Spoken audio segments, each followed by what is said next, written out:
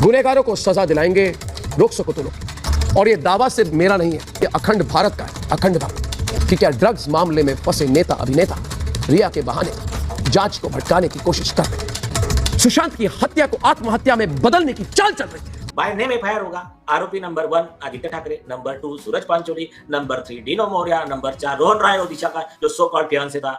उसके बाद में किशोरी पेडनेकर, सचिन वाजे, बाद में उद्धव ठाकरे, वो सब इसमें आरोपी बनेंगे। तो और फिर एफआईआर रजिस्टर होने के बाद में केस है गैंग रेप और मर्डर का। फर्स्ट और इमीडिएट स्टेप है कि आरोपी को तुरंत अरेस्ट करने का। उसमें ये नहीं होता है बाकी वो टाइम पास फालतू का। सुशांत सिंह राजपूत वाले मामले के साथ साथ दिशा मामले में भी एसआईटी गठन होने के बाद अब नेता और अभिनेता का नाम सामने आ गया है। क्या कुछ इस प्रकार दावे हो रहे हैं सोशल मीडिया पर? और कौन है वो नेता, कौन है वो अभिनेता जिसके बारे में लगातार जिक्र किया जा रहा है बड़े बड़े लोगों के द्वारा? आपको सब कुछ बताएंगे और साथ में बताएंगे कि बॉलीवुड का हाल भी क्यों बेहाल होता हुआ नजर आ रहा है। यहाँ पर सबसे पहले अगर हम अपील करें आपसे तो वीडियो को लाइक कर दीजिएगा, अगर आप चैनल पे नए हो वीडियो को शेयर कर दीजिएगा और साथ में चैनल को सब्सक्राइब भी कर दीजिएगा।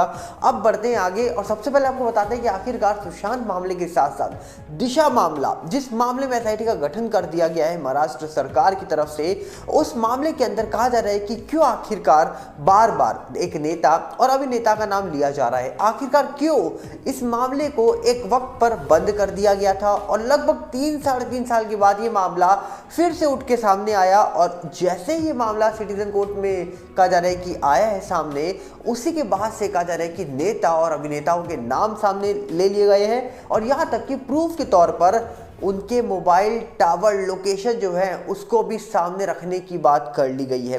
अब सवाल ये उठता है कि जिस मामले के बारे में इतना जिक्र हो रहा है, जिस मामले में कहा जा रहा है कि पीआईएल भर दी गई है, उस मामले की कहा जा रहा है कि जो पीआईएल है उसकी सुनवाई होने वाली थी पर अब आने वाली 17 तारीख को सुनवाई होगी। पर आखिरकार देखा जाए तो क्या दिशा मामले में कई बड़े राज छुपे हो सकते हैं? क्योंकि जिस नेता के बारे में यहाँ पर जिक्र हो रहा है, जिस नेता के बारे में यहाँ पर बात की जा रही है, वो छोटा मोटा नेता नहीं है, बहुत बड़ा नेता है। और डेफिनेटली जब बड़े बड़े नेताओं के नाम लिए जाते हैं तो सवाल ये उठता है कि आखिरकार पहली बात कि इतने बड़े नेता ने अगर कुछ भी किया होगा तो क्या वो नेता को कभी सजा मिलेगी? और दूसरी बात, क्या नेता ने कुछ नहीं किया, नेता को फंसाया जा रहा है, सत्ता उसके हाथ से चली जाए इसलिए उसका नाम लिया जा रहा है? इस प्रकार लोग सवाल पूछते हैं। अब किसने गलत किया किसने नहीं किया ये एजेंसी का काम है और लोग ऐसा दावा करते हैं सोशल मीडिया और न्यूज़ मीडिया के माध्यम से।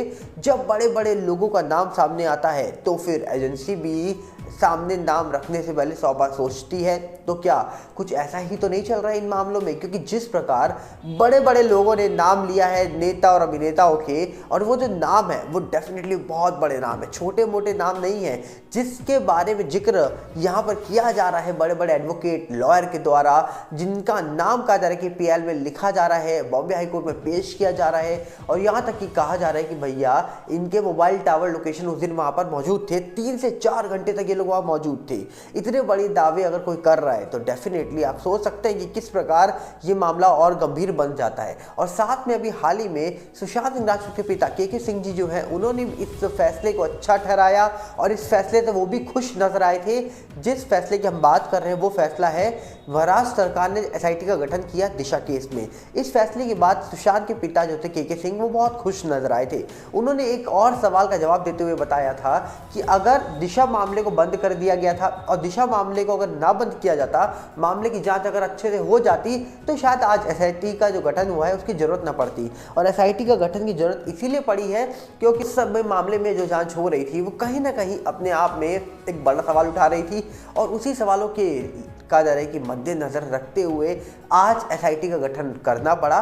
क्योंकि जिस प्रकार जांच हुई थी, जिस प्रकार फाइल क्लोज करने की बातें हुई थी और जिस तरीके से बिहार पुलिस ने जब वो फाइल मांगी थी दिशा केस की तो बोला गया था कि वो फाइल डिलीट हो गई है। उसके बाद से ही लोगों को शक पैदा हुआ और उस शक को लेकर 3 साल के बाद जब पार्टी बदली है, सत्ता बदली है, तो कहा जा रहा है कि एसआईटी का गठन हो गया है। अभी एसआईटी जांच कर रही है, एसआईटी का जांच पूरी होगी, उसी के बाद पता लगेगा कि आखिरकार कब इस पूरे मामले में सच सामने आएगा। क्योंकि आपको बता दिया जाए एसआईटी के अंदर मुंबई पुलिस के बड़े बड़े अधिकारी जांच करने में लगे हुए हैं और अब सत्ता पलट चुकी है, इसलिए मुंबई के जो बड़े बड़े ऑफिसर हैं वो इस एसआईटी के अंदर हैं और कहा जा रहा है कि एसआईटी की जांच पूरी होने के बाद ही कंफर्म हो पाएगा कि आखिरकार जिन लोगों का नाम लिया जा रहा है क्या उन लोगों की इन्वॉल्वमेंट है इसके अंदर। और दूसरी तरफ जिस प्रकार दिशा केस को डेफिनेटली तौर पर एक मर्डर केस बताया जा रहा है, हमारे द्वारा नहीं, बड़े बड़े लोगों के द्वारा, पत्रकार हो या बड़े एडवोकेट हो, उन लोगों के द्वारा बताया जा रहा है इस मामले को भी मर्डर केस।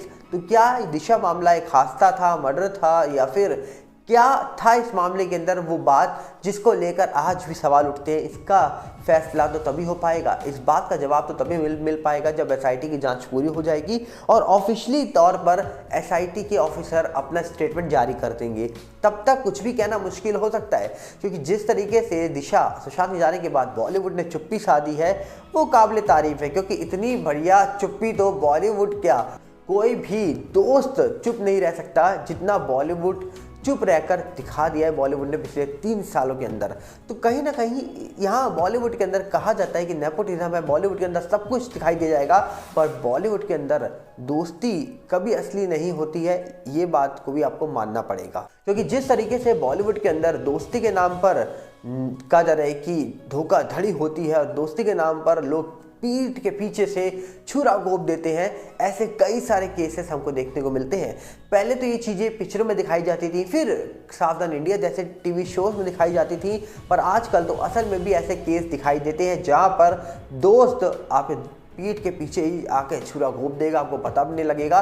और इंडस्ट्री के अंदर खास करके ऐसा होता है, क्योंकि इंडस्ट्री में जो भी इंसान जाता है उसको आगे बढ़ना होता है, ना कि वहाँ पर दोस्ती निभानी होती है। और जब अगर कोई बड़ा शख्स मिल जाए दोस्ती के लिए तो अच्छा है, अगर बराबरी का मिलेगा तो भैया वो आपसे आगे जाने के लिए कुछ भी करेगा। और अगर आप आगे चले गए तो आगे जाने के बाद आपके आगे और बड़े बड़े योद्धा बैठे हैं जिनसे आपको फाइट करके और आगे जाना पड़ता है। और फिर वहाँ जाने के बाद सुशांत सिंह राजपूत जिस मुकाम पहुँच गए थे उस मुकाम से वो और आगे की राह पकड़ सकते थे अगर वो आज हमारे बीच होते। शायद टॉप में पहुंच जाते वो, पर उनके टॉप में पहुंचने के बाद क्या किसी को कहीं ना कहीं इनसिक्योरिटी फील हो जाती? क्या जिनके हाथ में आज गद्दी है उनके हाथ से गद्दी जाने का उनको डर लगने लग जाता अगर सुशांत उस मुकाम तक पहुंच जाते तो? क्या लगता है आपको? आप अपनी राय रखिएगा कमेंट्स में, क्योंकि जिस तरीके से चीज़ें निकल के आई हैं अपने आप में सवाल उठाती हैं। और जिस तरीके से यहाँ पर बॉलीवुड का हाल 2020 के बाद हम देख रहे हैं, मैक्सिमम फिल्में फ्लॉप हुई हैं और फिल्में फ्लॉप होने के बाद कहा जाता है कि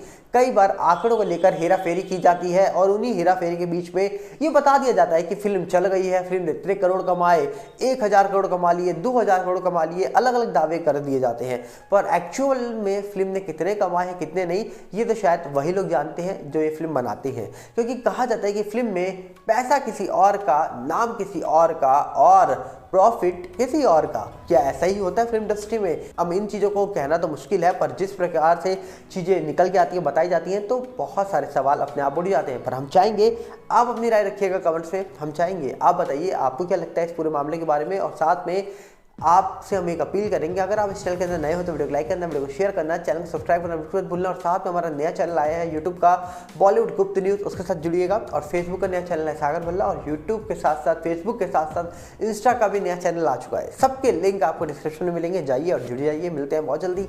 नमस्कार, जय हिंद।